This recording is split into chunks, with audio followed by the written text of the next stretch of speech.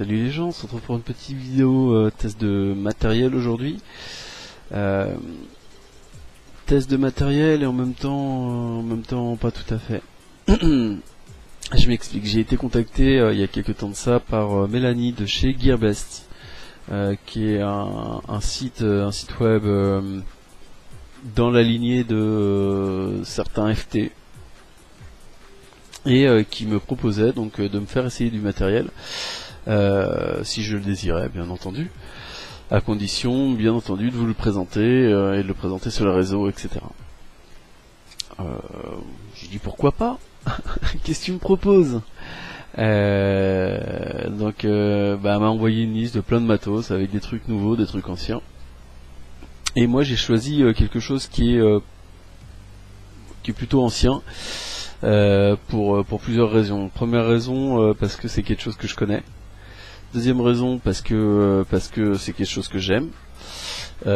Troisième raison, parce que quitte à présenter quelque chose qui vienne de quelque part, autant avoir un élément de comparaison. Et ce quelque chose, c'est, hop là, c'est ceci. Voilà, c'est l'iTest VTR. Pourquoi l'iTest VTR? Parce que je viens de le dire, je le connais un petit peu, parce que j'adore Inokin, parce que c'est une valeur sûre et que je sais à quoi m'attendre. Donc voilà pourquoi je suis parti sur l'iTest VTR. Et ben on va regarder ça tout de suite. Voilà, comme ça on en reparle tout de suite après. On va regarder ça en gros plan. Tout de suite. Donc l'iTest VTR, il vous arrive dans cette petite boîte là, qui est la même boîte qu'on va retrouver un petit peu partout quand on achète de l'Inokin, et notamment sur le 134. 134 d'ailleurs, on est à peu près sur la même chose, puisque le chipset de l'iTest est le même en 48 Hz. Donc la petite boîte, on l'ouvre, belle petite boîte de transport, et qu'est-ce qu'on trouve à l'intérieur? On va retrouver la notice pour le clearomizer qui est fourni avec, en l'occurrence un iClear 30S, et la notice du VTR. Voilà comment ça se présente. On a donc le VTR, l'iClear 30S, et ici une bague de montage, mais on va voir ça par la suite. Donc hop là, on a ici donc le 30S, le VTR pardon, équipé du 30S. On est sur un mode que je trouve juste magnifique. Il est magnifique ce mode. On a voilà, il est miroir entièrement. On va retrouver quoi là-dessus? On va retrouver pas mal de petites choses. On va retrouver d'abord la première chose qu'on va repérer, ça va être les petits trous ici de dégazage. On en a 6 sur le côté, et on va en retrouver encore 6 autres sous le cul, là où on a le rangement de l'accu. Rangement d'accu d'ailleurs qui est super pratique sur ce mode là, puisqu'en fait ici on a une petite mallette, et hop là ça s'ouvre. Je trouve ça juste génial. On a donc ici un écran qui est caché par un miroir, et on va voir ça quand on l'allume. Petit bouton switch on-off, comme sur tous les Inokin et les 3/4 de tous les modes. 3 pressions et ça l'allume. Et on bascule avec les 3 couleurs d'Inokin, à savoir le rouge, le orange et le vert. Pour dire vert que la batterie est bonne, orange qu'il est temps de bientôt la changer, rouge qu'il faut vraiment la changer. On a vu peut-être apparaître, je ne sais pas, ici sur l'écran off, on, voilà, et ça disparaît aussitôt. Ce qui est génial, c'est que même avec plein de lumière, on voit bien cet écran là. On a ici un bouton pour rentrer dans le menu qui est super simple, parce qu'en fait on appuie une fois, on a un contrôle, un check de la résistance, ensuite on passe au power, et si on rappuie quand on est encore sur power, on a les volts. Volts qui vont de 3 à 6 par incrément de 0,1. Et au niveau des watts, de 3 watts à 15 watts. Donc même chipset que le 134, je le disais précédemment. À la différence près, c'est qu'il a plus de patates, puisque celui-ci va quand même jusqu'à 15 watts, alors que le 134 se limite à 12,5. Voilà, rien de plus sur ce mode. On n'a absolument rien de plus. C'est si la particularité, bien entendu, de ce mode-là, c'est que l'ATO ou clearomizer est inclus directement. Il est inclus directement en fait dans le mode par ce petit système là de bague qu'on découvre. On n'a qu'une connectique en fait 510 qui apparaît au fond, connectique 510 qui est sur un plot qui est sur ressort, ce qui fait que on est obligé de passer sur ce type de connectique au niveau des clearomiseurs qu'on va utiliser. Bien que on ait une bague donc qui soit ici, ici de 19 mm, 19,2 précisément.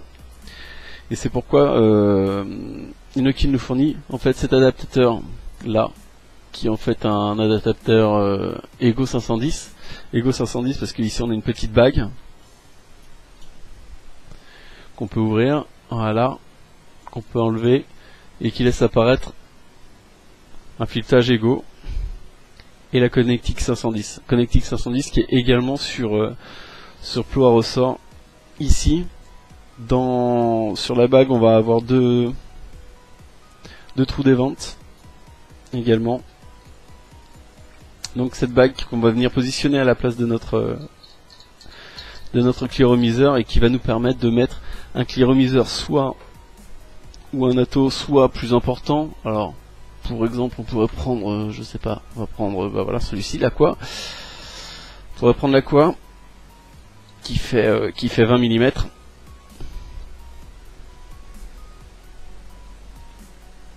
Voilà, ça nous permet de le mettre en place et de pouvoir vaper dessus. Hop là, je vais virer ça. Ou de mettre des clearos de type par exemple un petit iClear, 16 avec une connectique Ego, hop. Voilà, on peut donc le monter dessus et il sera fonctionnel. Voilà ce qu'on peut voir de ce mode là en gros plan. On va repasser tout de suite en plan large pour en parler un petit peu plus.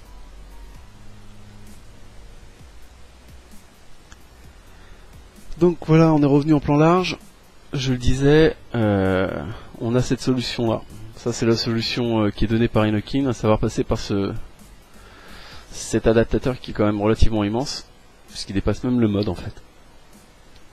Pas forcément, bref, enfin c'est spécial. Ou passer par un adaptateur Ego 510.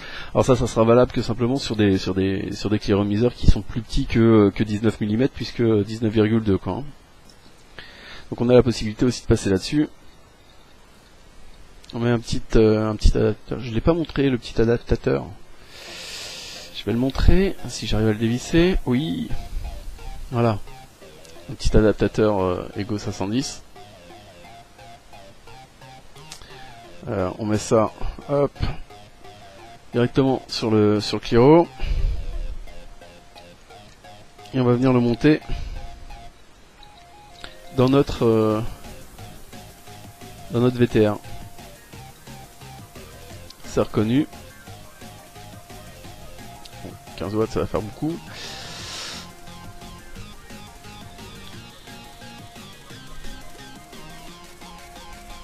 Voilà, ça fonctionne. Donc on a aussi cette possibilité là. Ça fait pas super heureux, mais bon, ça permet de pas avoir un gros truc immense et de pouvoir utiliser tout ce qui est en Connectic Ego. Donc je l'ai dit, le mode, non j'ai pas dit le poids, on est sur 320 à 350 grammes suivant si le type de claireau que vous allez mettre dessus. Si on met un... parce que c'est avec celui-ci qui s'exprime le mieux, enfin moi je trouve. Le pas de vis est immense. Le pas de vis ici, là, il est immense. Ah si, il y a une petite chose aussi, tiens, tant que j'y suis, on a ici une bague, que je vais vous faire voir une fois que j'aurai retiré mon adaptateur Ego 510. On a ici... si j'y arrive... Voilà. On a ici... Voilà. Ici une petite bague. Vous voyez d'ailleurs la mienne, elle a pris un petit choc. En fait, elle a pas pris un petit choc. C'est que cette bague là, normalement, elle est censée se dévisser. En tout cas, se desserrer, c'est de tourner comme ça. La mienne, elle tourne pas. Normalement, ça permet de pouvoir monter, un atto et de visser comme ça. C'est-à-dire que vous mettez le Clio et vous vissez directement. Bon, bah moi, ça marche pas. Je sais pas pourquoi, mais ça marche pas.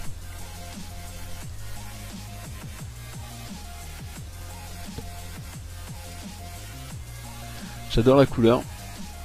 J'adore l'écran. Voilà.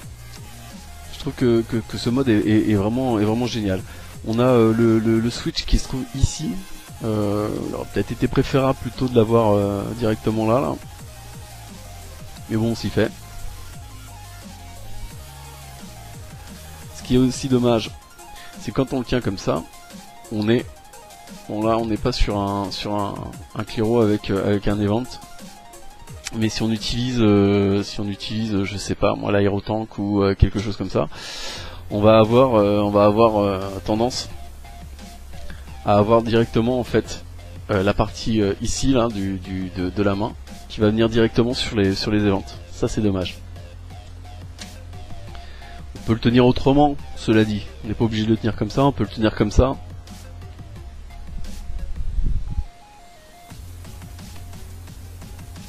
Là on voit d'ailleurs que voilà, je suis rouge. On va changer la queue. Hop. Ça y est, la queue est changée. Et d'ailleurs on était à 10 watts.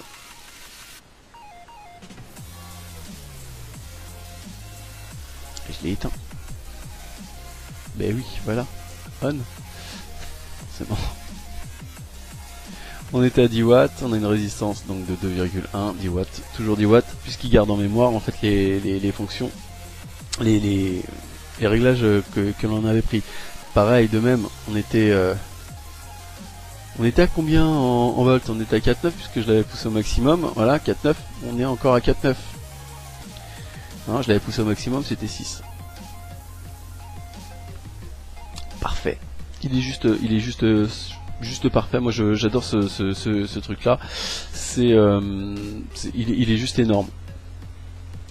Donc je l'ai dit, on est de 3 à 6 volts, de 3 à 15 watts.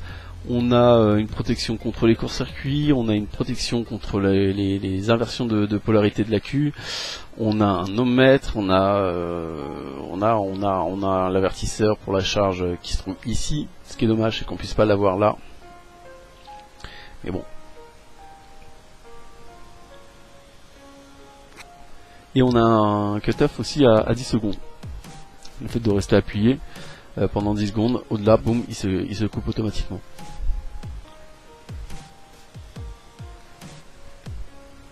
Voilà, je le trouve juste génial. J'adore ce petit mode. Et c'est pourquoi j'ai demandé que Mélanie m'envoie en fait ce mode là, parce que je l'adore et parce que je le connais. Ce que je sais, c'est que c'est donc de l'original, qu'on n'est pas sur un clone, au même titre que FT d'ailleurs à ce niveau là. Par contre à FT il est à 71 $, frais de port gratuits. Et moi je sais que Mélanie le fait à 67,99 $. Voilà. Il souhaite en gros concurrencer ce grand groupe et nous proposer à nous, français en l'occurrence, du matériel de même catégorie, même gamme. Donc on va retrouver également des clones sur leur boutique, on va retrouver de l'original, tout ce qui est Heineken, ProTank, tous ces trucs là, on va retrouver, ça sera de l'original. Et sinon on aura du style au même titre que FT. Le type d'envoi est à peu près le même.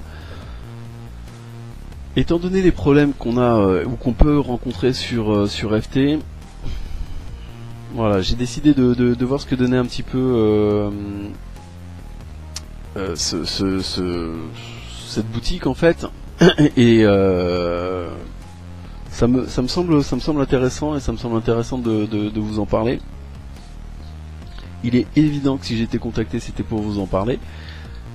Là c'est pas histoire de dire tiens j'ai découvert quelque chose de nouveau, il faudrait que vous testiez ça, mais de vous dire voilà, il y a ça qui existe comme alternative. Si vous avez des retours, j'aimerais bien les avoir sur Gearbest, parce que voilà, c'est intéressant.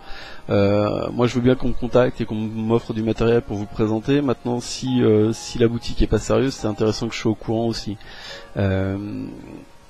Là en l'occurrence je pense que du coup il y a quelque chose à faire puisque c'est moins cher que ce qu'on peut trouver. Testez, dites-moi, et puis voilà. Et puis voilà. Sur ce, on se retrouve bientôt. Mais laissez-moi en commentaire si vous avez testé quand même cette boutique. Vous avez le lien qui est juste en dessous. Laissez-moi en commentaire que je puisse savoir des retours, parce que moi je la connaissais pas, et en allant voir dessus on va retrouver pas mal de petites choses sur les cigarettes électroniques. Donc ça m'intéresse de savoir si vous avez déjà testé, si vous avez des retours négatifs ou positifs. C'est toujours intéressant, ça fait participer l'ensemble de la communauté. Et puis si vous en avez besoin d'un petit VTR, vous pouvez le payer moins cher que chez FT, donc pourquoi s'en priver. Sur ce, on se retrouve bientôt. Ciao, à bientôt.